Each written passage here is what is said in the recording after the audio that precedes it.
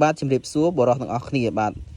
ហ្នឹងហើយនេះគឺខ្ញុំបង្ហាញអំពីខ្លាញ់ខ្លានធម្មជាតិលេខ1សឹកតបាកិនគឺខ្លាញ់ខ្លានសុទ្ធដែលយើងរកបានដោយខ្លួនឯងចម្រាញ់ដោយខ្លួនឯងធ្វើដោយខ្លួនឯងដំណាក់កាលនៃការធ្វើគឺរយៈពេលយូរលេខសឹកតបាកិនណាតែសម្រាប់ប្រសិទ្ធភាពវាគឺល្អខ្លាំងគឺឲ្យលេខ1តែម្ដងបាទហើយអ្នកដែលប្រើគឺបានជោគជ័យច្រើនមែនទែនសម្រាប់អ្នកប្រើ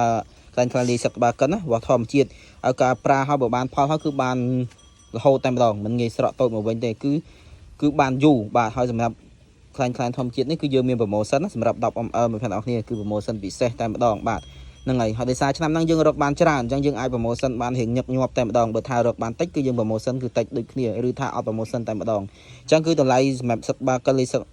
ខ្លាញ់ខ្លានសុទ្ធលេខជាមួយសឹកបាកិន 10 ml នេះគឺយើងមាន promotion បងមិត្តភក្តិអរគ្នាបាទហើយសម្រាប់5 ml យើងអត់ promotion ទេហ្នឹងហើយបើសិនជាចង់បានខ្លាញ់ខ្លានធម្មជាតិចង់ឲ្យប្រដាប់ភេទរបស់យើងធំរឹងល្អឡើងដល់សាយជាពិសេសគឺទំហំតែម្ដងគឺ complete